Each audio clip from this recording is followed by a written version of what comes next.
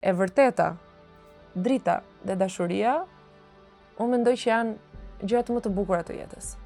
Domethënë ti shkojmë të vërtetës tonë deri në fund, dashurisë për veten, po edhe për të tjerët, dhe të kërkojmë gjithmonë dritën edhe në momente që janë shumë të errta.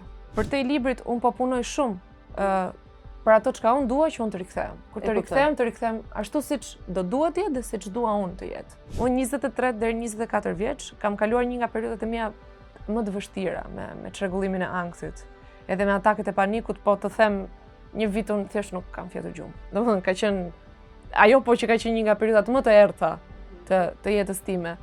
Po dhe ajo mendoj që më ndodhi që unë të kuptoja që kush jam edhe çfarë dua të bëj. Simptomat janë, domethënë, ndonjëherë themu nga më të çmendura, të duket sikur do vdesësh, sikur bota po mbaron, të merret fryma, djerës të ftohta, të mpien këmbët, dhëmbët, krahët, domethënë është një cikël vicioz kështu i frikshëm, që thua bota po mbaron, domethënë ti nuk jeton dot më.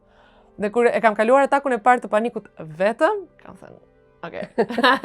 Tani ta tregojnë qefin, se tani e kuptova që kalon dhe nuk do vdes. Engji të vogël, çfarë do t'i thoja? Engji të vogël tani do t'i thoja që jem e mira, e ke buzëqeshjen me shumë shpirt dhe e di që e kam këtë, e kam patur që e vogël, dhe do t'i thoja që unë tani jam bërë një njeri që nëse do kisha qenë pranë teje kur ti ishe e vogël, do të mbroja dhe do të jepja dashurinë më të madhe të botës.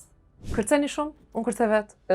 Dashuroni shumë fort, se i thoni ato gjërat që i mendoni, dhe nëse e doni dikë, dhe nëse doni ta komplimentoni dhe e vlerësoni, thojeni tani. Nuk u mbisni asgjë, por kundrazi edhe jeta juaj mund bëhet më e bukur. Për episodet e plota të Milori Podcast, subscribe në kanalin tim në YouTube Mirela Milori.